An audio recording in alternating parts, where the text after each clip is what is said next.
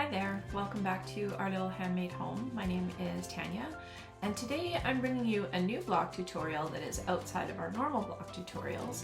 It's something that I stumbled on while making a whole lot of half square triangles and trying to find a new way to use them up. So work with me here while we walk through the Dutch Pinwheel Quilt Block, and at the end of the video I'm going to show you what I created out of it. And if you're interested in seeing a pattern for the quilt that I made, go ahead and drop a comment below and let me know if that's something that you're interested in, and I'd be happy to write it up. Let's get started.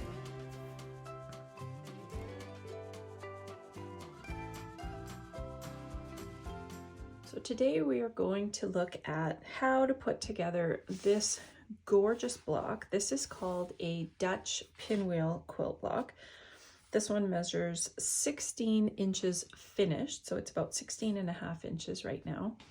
And I'm going to show you how to make this block using, this is simply charm packs and half square triangles. I started with this particular charm pack. It is gorgeous. It's Welcome Spring, and the colors in it are just so fun and fresh, and I really like them a lot.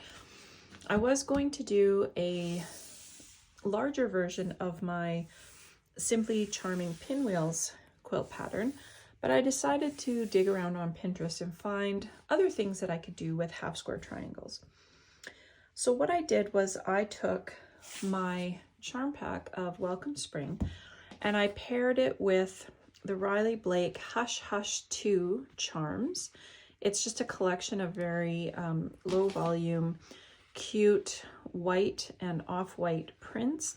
Some, the little strawberries, there's little sewing pieces on there. There's all kinds of different little prints in there. They're really cute. So let's look at how we're going to put this pinwheel block together.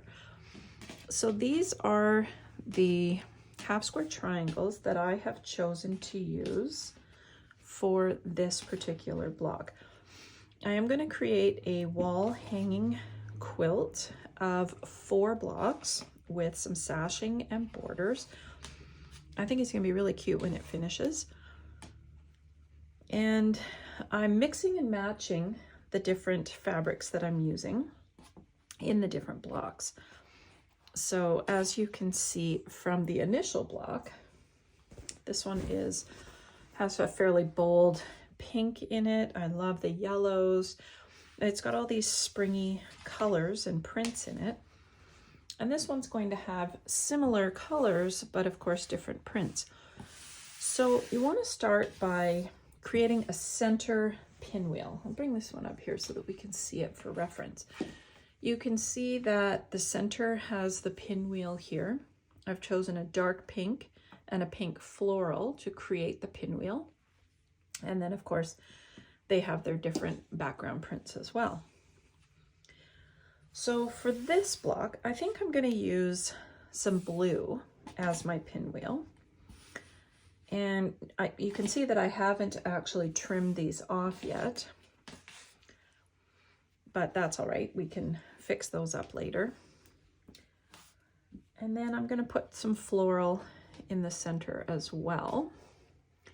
And if you're like me, you have to spin these around a few times to get them into the right placement. So that's going to be our center pinwheel. I've chosen the blue and a blue floral. Then what I like to do for these corner pieces is I take them and I place them opposite of where the pinwheel is. So rather than having them at this end where they're going to be touching the same fabric, I like to put them down here so that they complement, but they're not touching. So those are going to be our corners. And then we're going to create some hourglass blocks. And for these, I like to have 2 of the same on each side of my corner squares. And then the pink as well. And you'll see not only do you wind up with a cute hourglass block, but you get effectively flying geese as well. So then take a look at the layout, decide if that's how you like it. Maybe you would rather have the plaid away from the floral, which I think maybe I do. So I'm going to put the plaid over here. Now just remember though, it's still going to touch there. So take a look at it, decide if that's how you like it. And if it is, then go ahead and flip-flop them that direction.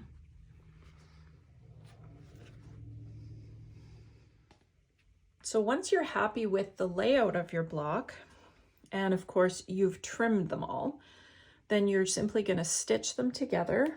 I like to actually chain this. I find it really easy to do. So what I will do is once they're trimmed, I'm going to fold them up like this. And then I'm going to chain these pieces together. And then I'm going to fold this one up, obviously a little neater than that, and I'm going to chain them this way. I'm going to press them open.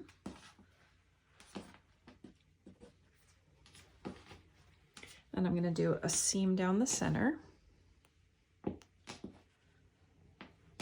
And then I'm going to stitch my rows. So as you can see on this block, okay, what I've done is I've pressed this row and this row going one direction, and I've pressed the opposite rows going the opposite direction so that when I put them together, they're going to nest nicely. And then I stitch my rows. I usually press my rows upwards. I don't know why. That's just how I do it.